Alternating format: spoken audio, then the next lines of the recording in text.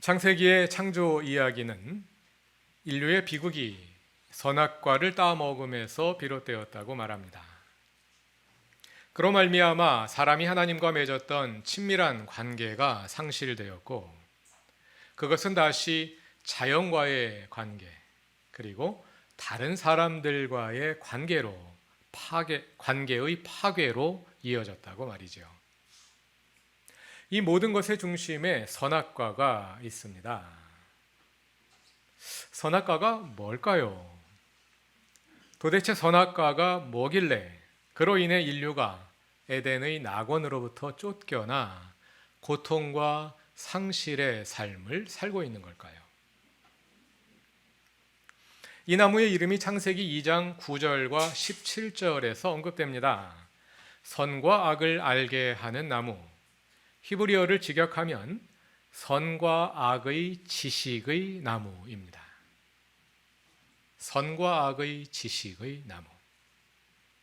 그 나무의 이름을 왜 선과 악의 지식의 나무라 했을까요? 창세기 3장 5절을 보면 뱀이 하와를 유혹하면서 너희가 그 나무의 열매를 먹으면 하나님처럼 되어서 선과 악을 알게 된다고 말합니다. 뱀의 말이 3장 4절과 5절에 나오는데요. 그 가운데는 거짓말도 있고 맞는 말도 있었습니다. 너희가 절대로 죽지 않는다. 그건 거짓말이었죠. 정반대로 되었죠. 그러나 너희가 하나님처럼 선과 악을 알게 된다. 이 말은 맞는 말이었습니다. 3장 22절에도 나옵니다. 다 같이 찾아보시죠. 하나님께서 말씀하십니다. 이 사람이 우리 가운데 하나처럼 선과 악을 알게 되었다. 실제로 선과 악을 알게 되었다고 말합니다. 그러니까 선과 악의 지식의 나무란 문자 그대로 그 나무의 열매를 먹으면 선과 악을 알게 된다 하는 뜻임을 알 수 있습니다. 그런데 방금 읽은 확인한 두 구절, 그러니까 3장 5절과 22절에서 선과 악을 안다는 말은 하나님처럼 된다는 말과 연결되어 있습니다. 그 가운데 22절에서는 하나님께서 말씀하시기를 우리 가운데 하나처럼 선과 악을 알게 되었다 이렇게 말씀하시는데요. 우리 가운데 하나라고 할 때 우리는 누구를 가리킬까요? 천상적인 존재들을 가리키는 것으로 이해됩니다. 요한계시록의 하늘 어전을 생각해 보시면 되겠습니다. 어전에 왕만 홀로 외로이 앉아 있지는 않죠. 하나님께서 보좌에 앉아 계시고 그 주위에 천상적 존재들이 함께 둘러 앉아 있습니다. 그 천상적 존재들을 가리키는 말로 이해됩니다. 그 천상적 존재들 가운데 하나처럼 되었다. 그러니까 하나님처럼 되었다는 뜻입니다. 그럼 선과 악의 지식, 선과 악을 안다는 말은 무슨 뜻일까요? 여기에 대해서 많은 해석들이 제시되어 왔습니다. 크게 네 가지로 정리해 볼 수 있습니다. 첫 번째는 선과 악의 지식, 선과 악을 안다 하고 말하면 아마 가장 즉각적으로 떠오르는 것은 선과 악을 구별할 줄 안다 이런 뜻일 것입니다. 그러므로 선과 악의 지식이란 선과 악을 구별할 줄 아는 도덕적 분별력이라는 뜻으로 해석할 수 있습니다. 그러나 그렇게 볼 경우에 하나님께서 사람에게 도덕적 분별력을 갖지 못하도록 금지하셨다는 뜻이 되지요. 신구약 성경이 공히 강조하는 것이 도덕적인 분별력입니다. 구약은 말할 것도 없고 신약에서도 로마서 12장 2절에서 사도 바울이 너희는 이 세대를 본받지 말고 하나님의 뜻을 분별하라고 말하지 않습니까? 그리고 사람이 어떻게 도덕적 분별력을 가지게 되었는가 하고 물을 때 하나님께서 금지하신 선악과를 따먹음으로 사람이 도덕적 분별력을 가지게 되었다. 아무래도 납득하기가 쉽지 않단 말입니다. 그런 문제가 있습니다. 그래서 다른 해석들이 제시되어 왔습니다. 하나는 두 번째 해석은 선과 악의 지식을 하나님처럼 모든 것을 아는 전지적 지식으로 해석하는 것입니다. 태초에 하나님께서 하늘과 땅을 창조하셨다. 여기에서 하늘과 땅이란 하늘 끝부터 땅 끝까지 온 우주를 의미하는 표현이라고 말씀드렸죠. 그와 같은 방식으로 선과 악의 지식이란 가장 선한 것부터 가장 악한 것까지 세상의 모든 것을 아는 전지적인 지식이다. 이렇게 이해하는 것입니다. 아담과 하와는 선악과를 따먹음으로써 하나님과 같은 전지적 존재가 되고자 하는 야심을 드러냈다는 것입니다. 이와 비슷하지만 조금 다른 입장으로 선과 악의 지식이란 계시를 통해서만 도달할 수 있는 하나님의 영역에 속해 있는 신적인 지혜를 가리킨다 하고 보는 입장도 있습니다. 아담과 하와는 하나님의 계시를 통하지 않고 자기 능력으로 이러한 이해에, 이러한 지혜에 도달함으로써 하나님 없이 살기를 추구했다는 것이죠. 일리는 있습니다만 이러한 해석은 3장 22절과 충돌합니다. 창세기 3장 22절에서 하나님은 이 사람이 우리 가운데 하나처럼 선과 악을 알게 되었다 이렇게 말씀하시잖아요. 만일 선과 악의 지식이 전지적 지식 또는 계시를 통해서만 도달할 수 있는 신적 지혜라면 아담과 하와가 그리고 오늘 우리가 하나님처럼 모든 것을 다 알고 있어야 되겠지요. 그러나 사실은 그렇지 않습니다. 3장 8절에 의하면 아담과 하와가 선악과를 따먹은 후에 알게 된 것은 그들이 벌거벗었다는 사실뿐이었습니다. 그래서 이 두 번째 해석도 만족스럽지는 않습니다. 자, 선악과를 먹은 후 알게 된 것이 그들이 벌거벗었다는 사실이었다는 점에 착안하여 선과 악의 지식이란 성에 대한 알을 가리킨다 이렇게 보는 세 번째 해석이 있습니다. 이러한 해석을 지지하는 사람은 그러나 많지 않습니다.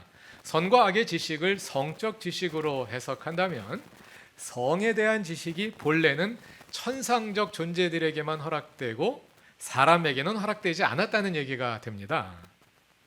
그러나 하늘에서는 장가가고 시집가는 일이 없는데 천상적 존재들에게 무슨 성에 대한 지식이 필요하겠습니까? 그리고 이 관점은 그것을 왜 선과 악의 지식이라고 부르는지 설명해 주지 못합니다. 앞에 세 가지 입장은 지식의 내용에 초점을 맞춘 것인데요. 그와 다른 관점도 있습니다. 네 번째 관점은 선과 악이란 이 나무를 통해 알게 되는 지식의 내용을 말하는 것이 아니라 하나님의 명령에 어떻게 응답하느냐에 따른 결과를 가리킨다 하고 보는 것입니다. 하나님의 명령에 순종하면 선에 이르게 되고 불순종하면 악에 이르게 되기 때문에 선과 악을 알게 하는 나무다 이렇게 부른다는 것입니다. 그러나 이러한 관점 역시 3장 22절과 조화시키기 어렵습니다. 사람이 선과 악을 알게 되었으므로 에덴 동산에서 쫓겨났습니다. 셋째 입장으로 이해하자면 사람이 선과 악을 알게 되었다는 말은 하나님께 불순종함으로써 악한 결과를 초래하게 되었다는 뜻입니다. 그러나 3장 22절은 그 상태가 하나님과 천상적 존재들과 같다고 말하지 않습니까? 하나님과 천상적 존재들이 불순종함으로 악한 결과를 초래함에 있어서 사람과 같이 되었다. 이거 역시 창세기 본문으로 지지될 수 없는 해석입니다. 여러 가지 해석들이 제시되어 왔습니다만 어느 해석도 만족스럽지는 않습니다. 그래서 다시 우리는 처음부터 다시 고민하게 되는 겁니다. 선과 악을 안다는 말이 도대체 무슨 뜻일까요? 위에 제시했던 네 가지 해석 가운데 첫 번째, 곧 선과 악의 지식을 선과 악을 구별할 줄 아는 지식으로 이해하는 관점을 조금 다른 각도에서 다시 살펴보고자 합니다. 이 말을 선과 악의 지식, 그럼 가장 먼저 떠오르는 의미가 선과 악을 구별하는 지식, 이런 의미로 떠오르지 않습니까? 이 의미가 충분히 만족스럽지 않다고 해서 다른 의미로 나아갔던 건데 다른 시도들도 다 만족스럽지 않으니까 그럼 다시 그 의미로 돌아가서 거기서부터 다시 시작해 보자는 것입니다. 본문을 처음부터 다시 읽어보기로 하지요. 2장 9절입니다. 2장 9절을 다 같이 읽어보겠습니다. 주 하나님은 보기에 아름답고 먹기에 좋은 열매를 맺는 온갖 나무를 땅에서 자라게 하시고 동산 한가운데는 생명나무와 선과 악을 알게 하는 나무를 자라게 하셨다.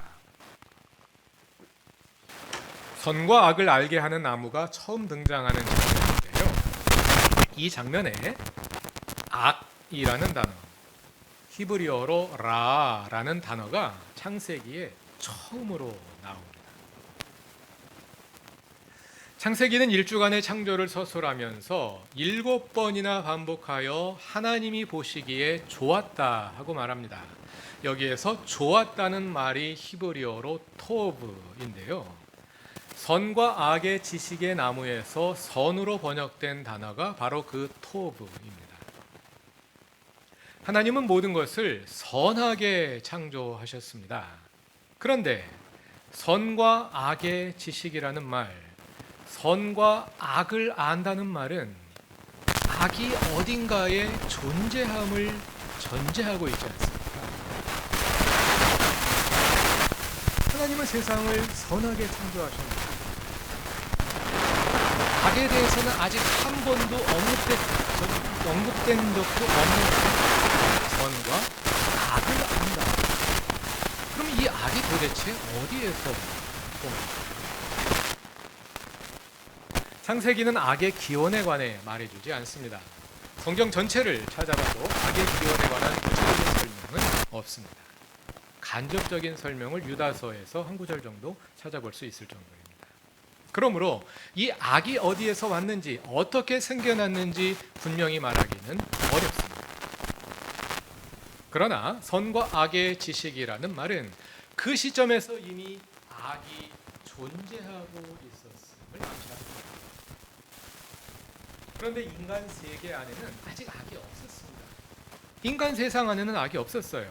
그러므로 인간 세상 밖에 있었다고 말해야 되겠죠? 기원은 설명되지 않지만 인간 세상 밖에 아마도 초월적인 영역에 악이 존재하고 있었구나, 이렇게 짐작할 수 있겠습니다. 그러므로 천상적 존재들은 이미 선과 악을 알고 있었을 것입니다. 그러나 사람은 오직 선만 알고 있었습니다. 하나님께서 이 세상을 선하게 창조하셨기 때문입니다. 여기에서의 선은 악과 대조되는 의미에서의 선이 아닙니다. 악은 존재하지 않고 선만 존재하는 그러한 선입니다. 창세기 2장 15절과 16절이 그것을 보여줍니다. 2장 15절과 16절을 다 같이 읽어봅시다. 주 하나님이 사람에게 명하셨다. 동산에 있는 모든 나무의 열매는 내가 먹고 싶은 대로 먹어라. 그러나 선과 악을 알게 하는 나무의 열매만은 먹어서는 안 된다. 그것을 먹는 날에는 너는 반드시 죽는다. 동산에 있는 모든 나무의 열매는 내가 먹고 싶은 대로 먹어라. 하고 싶은 대로 해라. 사람에게 모든 것이 허용되었습니다. 완전한 자유였습니다. 하나님의 뜻이 무엇인지 묻지 않아도 됩니다. 이거 먹어도 되나요? 더 먹어도 되나요? 덜 먹어도 되나요? 내 뜻이 하나님의 뜻에 부합하는지 고민하지 않아도 됩니다. 왜냐하면 내가 원하는 대로만 하면 그게 곧 하나님의 뜻이기 때문입니다. 아담과 하와는 오직 선만 알고 있을 뿐 악은 터럭만큼도 알지 못하기 때문입니다. 사람의 뜻 속에 선만 있을 뿐 악은 존재하지 않기 때문에 무엇이든지 먹고 싶은 대로 먹어도, 무엇이든지 하고 싶은 대로 해도 그것이 곧 하나님의 뜻이 되는 것입니다. 그런데 거기에는 하나의 조건이 있었습니다. 선과 악을 알게 하는 나무의 열매만은 먹지 말아라. 그것은 하나님의 주 되심을 인정함을 의미합니다. 아담과 하와가 하나님의 주 되심을 인정할 때 거기에는 오직 선만 있었고, 그래서 완전한 자유가 있었습니다. 그런데 선과 악을 알게 하는 나무의 열매를 먹은 결과 사람이 악을 알게 되었습니다. 사람의 뜻 속에 선과 악이 함께 존재하게 된 것입니다. 그리고 악을 알게 된 결과 사람은 악의 영향력 아래 놓이게 되었습니다. 타락 이전에 아담과 하와에게 선이란 기본적으로 주어지는 것이었습니다. 선을 행하기 위해 특별히 노력하지 않아도 됐습니다. 그냥 하고 싶은 대로 하면 그게 선입니다. 그래서 선은 곧 자유를 의미했습니다.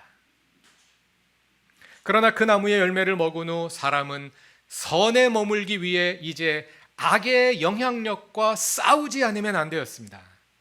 이제부터 선이란 악과 싸워서 얻어내야 하는 무엇이 되었습니다.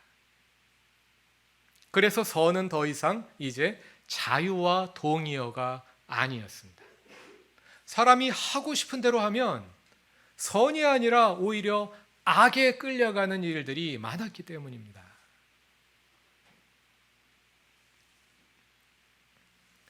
예수님 당시 정통 유대교에서 훈련을 받은 한 유대인 신학자는 이 모든 과정을 다음과 같이 요약했습니다. 다 같이 로마서 5장 12절을 찾아봅시다.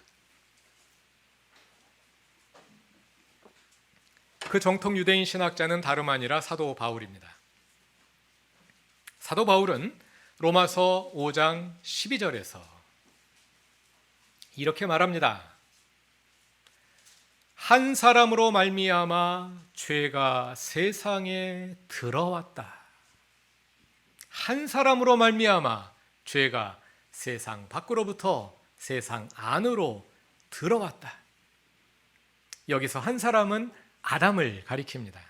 아담의 범죄로 말미암아 인간 세상 밖에 있었던 악이 세상 속으로 들어왔다는 것입니다.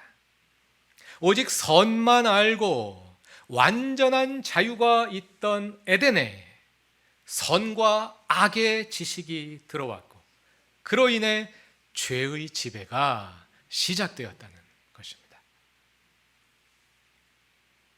그 결과는 어찌 되었을까요? 다 같이 로마서 7장 24절을 찾아서 읽어봅시다.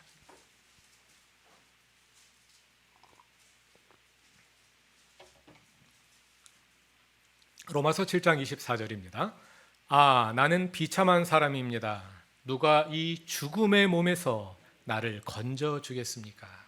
아, 나는 비참한 사람입니다. 많은 분들에게 익숙한 개역 개정판으로 읽자면 오호라 나는 곤고한 사람이로다. 이 사망의 몸에서 누가 나를 건져내랴. 로마서 7장에서 바울은 율법에 치여 있는 인간의 실상을 그리고 있습니다. 율법은 죄를 찾아내는데 명수입니다. 기가 막히게 죄를 찾아냅니다. 그런데 찾아낸 그 죄를 해결할 능력은 없습니다. 그래서 마치 현대의학이 뛰어난 진단 능력으로 말기 암을 찾아내지만 그 암을 해결할 능력은 없는 것처럼 말입니다. 그래서 오히려 사람을 더 큰 고통과 절망으로 이끌어 들이는 것처럼 말입니다. 사람이 선과 악의 지식을 가지게 된 결과도 그와 같았습니다. 사람은 선과 악의 지식을 가짐으로 선과 악을 구별할 수 있게 되었습니다. 그러나 사람은 악을 물리치고 선에 머물 수 있는 그 능력을 가지고 있지 못했습니다. 선과 악의 지식을 가지고 있다는 점에서 사람은 천상적 존재들과 같습니다. 하나님과 같이 우리도 선과 악을 구별할 줄 아는 겁니다. 그러나 천상적 존재들에게는 악이 영향을 미치지 못합니다. 그러므로 천상적 존재들에게 선과 악의 지식은 좋은 것입니다. 선과 악을 분명히 구별하여 창조 세계를 선한 방향으로 섭리하고 이끌어갈 수 있겠지요. 그러나 사람은 악의 영향력을 완전히 물리치지 못합니다. 그래서 선과 악의 지식은 사람을 곤고하게 만듭니다. 사람을 죽입니다. 아, 나는 비참한 사람입니다. 누가 이 죽음의 몸에서 나를 건져주겠습니까?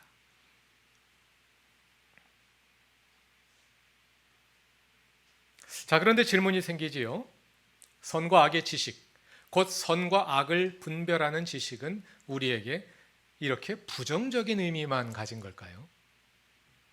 이 땅에서 우리가 그리스도인답게 살려면, 하나님 나라의 일꾼으로서 하나님의 주 되심을 이루려면 선과 악을 분명히 구별해야 하지 않을까요? 맞습니다. 아담의 범죄로 인해 악이 이 세상에 이미 들어와 있으므로, 악이 있는데 악을 식별하지 않으면 우리가 악에 끌려가지 않겠습니까? 우리가 악에 끌려가지 않기 위해서는 선과 악을 정확히 식별해내야 됩니다. 그래서 같은 로마서 12장 2절에서 로마서 5장과 7절을 지나서 12장에서 사도 바울은 말하지요. 이 세대와 하나님의 뜻을 분별하라. 이 세대와 하나님의 뜻을 분별하는 능력, 그게 바로 선과 악의 지식이지 않습니까? 그러므로 우리는 두 종류의 선과 악의 지식이 있는 것을 알 수 있습니다. 하나는 사람을 살리는 선과 악의 지식입니다. 다른 하나는 사람을 죽이는 선과 악의 지식입니다. 예수님 당시 율법주의자들은 사람을 죽이는 선과 악의 지식이 무엇인지를 잘 보여주었습니다. 사람을 죽이는 선과 악의 지식은 사람들 사이에 선을 긋고 다른 사람을 정죄하는 데 사용됩니다. 그뿐만 아니라 다른 사람을 정죄할 뿐만 아니라 자기 자신의 죄책감을 자극하고 심화시킵니다. 그래서 선과 악의 지식이 깊어질수록 정죄가 깊어지고 죄책감이 무거워져 갑니다. 사람을 죽이는 선과 악의 지식입니다. 반면에 사람을 살리는 선과 악의 지식은 사람을 자유롭게 하는 데 사용됩니다. 다른 사람을 자유롭게 하고 나 자신도 자유롭게 합니다. 왜냐하면 사람을 살리는 선과 악의 지식은 이 세대와 하나님의 뜻을 분별하고 우리 안에 하나님의 주 되심을 확장하기 때문입니다. 하나님의 주 되심이 온전히 이루어진 상태에서 갖게 되는 선과 악의 지식, 그것이 바로 천상적인 존재들이 가지고 있는 선과 악의 지식이지 않습니까?